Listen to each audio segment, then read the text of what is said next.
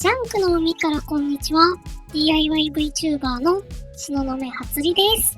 ついにコペンの車検の時期がやってきました。車検とか自動車の整備って実は自分の車をいじる分には自分でできるんですよね。個人で車検をやるには自分で24ヶ月定期点検整備記録簿っていうチェックシートを埋めてミニ四駆のスピードメーターみたいなやつに乗ってスピードメーターと誤差がないか、エンジン、エアバッグ、オイル警告灯が出ていないか、すべてのライトがつくか、ライトの光量と向きが合っているか、ウォッシャー液がちゃんと出ているかなどをチェックします。ウォッシャー液はこの間直しましたよね。これで車検を通すのには問題ない状態になったので、車検を通していきます。車検を通してきました。じゃーん。一応車検には通ったんですけど、ヘッドライトレンズがすごく曇っていて、光量が足りなかったんですよね。エアコンを切って通してもいいことになっているので、エアコンを切っていたんですけど、それでも明るさが足りなかったので、エンジンの回転数を上げたら、電圧が高くなってなんとか通りました。ただエアコンを切ってエンジンの回転数を上げながら乗るのは大変なので、今回はヘッドライトレンズを交換することにします。あとは最近だんだんエンジンが始動不良になってきているので、これも直したいと思います。いやー、コペンのヘッドライトユニットって高いですね。普通の軽自動車のヘッドライトユニットって中古でだいたい8000円くらいで左右が買えるもんだと思っていましたけど、コペンの綺麗めのヘッドライトユニットは24000円もしました。高いなぁ。しかも初利のコペンはハロゲンライトなんですけど、買ったユニットは HID ライト用なので、そのままでは交換ができません。なので元のユニットを再利用して、ヘッドライトレンズだけを剥がして、レンズだけ交換することにしました。ヘッドライトユニットが届きました。まあまあ綺麗ですね。すでに一度空割りして改造されているみたいですね。LED があしらわれています。ヘッドライトユニットを分解することを空割りって言うんですけど、これがなかなか大変です。レンズとユニットはブチルゴムっていう接着剤でしっかり固定されています。この接着剤は固まる前はガムみたいにめっちゃめちゃで、固まるとゴムみたいに弾性を持っています。ガムとゴム、両方の性質を合わせ持っているわけですね。60度に温めると柔らかくなるみたいなので、温めていきます。温められたら自転車のタイヤを剥がすのに使うヘラでこじ開けていきます。自転車のタイヤのヘラは100均で安く買えるので、たくさん必要な時に使い勝手がいいですね。ブチルゴムは溶かす方法もあるんですけど、そこら中ベタベタになってしまうので、固まっているものをヘラでこそげ取りました。ペン用の LED ヘッドライトとフォグランプのセットも買いましたよ。バッコーって書かれていたので楽しみです。コペンのヘッドライトはタイヤを外さないと外せないので、風魔手裏剣でタイヤナットを締めていきます。緩めたら馬をかけて前輪を持ち上げます。泥よけを外していきます。泥よけを外すとヘッドライトユニットとフォグランプユニットが見えてきました。ここまでやるとフロントの大体のライトが交換できるようになります。あれ？ちょっと待って。フォグランプがもうすでに LED なんですけど。なんでフォグランプだけ LED なの？謎ですね。今回はヘッドライトユニットを交換するので、さらにバンパーも外していきます。ナンバープレートの裏にもネジがあるので、お忘れなく。バンパーが外れたら、すっごい外しにくいネジを4つ外すと、ヘッドライトユニットが外れます。裏割りをしたら新しいブチルゴムで接着します。LED ヘッドライトを仕込んで、LED フォグランプが余っちゃったので、ハイビームにつけてみましょう。じゃあ早速テストしてみましょう。いきますよ。お、眩しい。レンズが綺麗になっただけで十分な光量が得られるはずなんですけど、LED になったことで攻撃力が上がりましたね。取り付けて比べてみましょう。ハイビームが干渉してしまいました。これじゃあヘッドライトユニットをつけることができないので、元に戻して完成です。動画でわかるかな？画面で左側が古いレンズ、右側が新しいレンズです。綺麗になりましたね。明るさも見てみましょう。ポジションランプ、ヘッドライト。左めっちゃ明るくなりましたね。ハイビーム、前から見ると、色が白くなっちゃったから、ちょっとわかりにくいけど、画面右の方が明るい範囲が広そうに見えます。ポジションランプが切れていたので、新しいポジションランプとハイビームを買ってきました。右のヘッドライトもつけて試してみましょう。ポジションランプをつけて、わかる？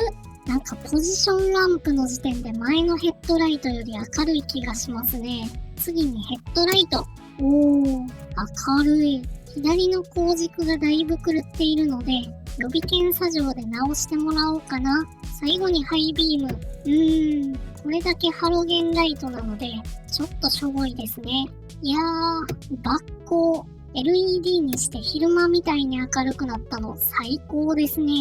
あんまり明るいのも対向車からすると考えものなんですけど、コペンはライト位置が低いからいいよね。これでライトは治ったんですけど、ちょっとエンジンスタートに問題があるんですよね。なんかキーを回した時に始動できる時とできない時があるんですよ。なんかエンジンが引っかかってるみたいな、こんな感じです。失敗するとエンジン警告灯とか出たらあかんやつがいっぱいつくし、だいぶ怖めです。でもエンジンが一回かかると全然調子いいんですよね。そのことから大体の原因が分かってきました。エンジンが動くための3要素は、良い混合機、圧縮、火花と言われていて、一つでもかけるとちゃんと動きません。だからエンジンの中とか、火花を起こすのに必要なスパークプラグ、高電圧を作るイグニッションコイル、あと新品に交換したバッテリーは問題ないんじゃないかな。じゃあエンジンスタートに必要なものは、最初の爆発のきっかけを作るセルモーター、イグニッションスイッチ、スターターリレーの3つくらいです。初利のバイク整備の経験から言うと、このジーって音がしてエンジンが回らないのは、セルモーターじゃなくってスターターリレーな気がしますね。バイクで言うと、このボタンがイグニッションスイッチです。エンジンを回すモーターにはすごい電力が必要なので、太い配線が必要です。バイクはこんな風に首を振って配線が動くので、太い配線はすぐ折れてしまいそうですよね。なので動かなくって、バッテリーにも近いし、エンジンにも近い、ここにスターターリレーがあって、イグニッションスイッチが入ったら、モーターに大電流を流すリレーがスターターリレーになります。この部品は大電流をオンオフする分壊れやすいんですよね。コペンスターターリレーで検索すると、それらしい部品が出てきたので買ってみました。届いたら小さくてびっくりです。こんなちっちゃいリレーがスターターリレーなわけがないと思うんですよね。一応変えてみましたけど、ナビとかアクセサリーのリレーですね。案の定治りませんでした。あなたを詐欺罪で訴えます。スターターリレーだと言われているものがスターターリレーじゃなさそうだったので、多分コペンにはスターターリレーというものがないんだと思います。多分鍵を回した時に入るスイッチのイグニッションスイッチに直接太い線をつないでモーターを回してますね。ということで、イグニッションスイッチを交換するために鍵の周りを分解していきます。ハンドルの奥のカバーを外してハンドルを回すとネジが出てきます。反対側も出てきます。スパーを外すとキーシリンダーが出てきて、これかな？ここを交換します。変な位置にあるネジを頑張って外すと、イグニッションスイッチが直接いじれます。これはよく映画とかで車を盗むためにほじくり出してるやつで、ここまで出てきたら鍵を使わずにドライバーとかでも回せます。これを回すとエンジンがかかるわけですね。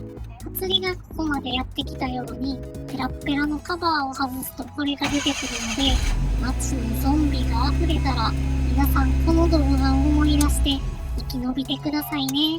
古いやつを新しいのに交換します。カバーをつけてネジを回しては完成です。さあ、果たしてうまくいくのか。エンジンスタート。もう一回スタート。おー、完璧です。完全に治りましたね。イエーイ。今回いかがだったでしょうか。自動車の整備ってかなり大変なので、これを代わりにやってくれるんだったら、車屋さんに高いお金を払うのにも納得がいくんじゃないでしょうか。あとは今回、エンジンスタートができなくなったりしましたよね。全然原因がわからないと怖いし、いろんな部品を疑わないといけなくなって、ほんと嫌になるんですけど、祭りみたいにちょっと経験を積んでくると、エンジンは調子がいいから、今回は電気部品のトラブルだな、とか予想ができるし、当たって直せたら楽しいですよね。そういうところが DIY 修理の醍醐味だと思うんです。皆さんもぜひ挑戦してみてくださいね。楽しく自動車整備をする最大のコツは、動かなくても代わりになる乗り物を用意しておくことです。今回面白かったよって方は、高評価、チャンネル登録、YouTube コメントをいただけると励みになります。それでは今回もご視聴いただきありがとうございました。バイバーイ。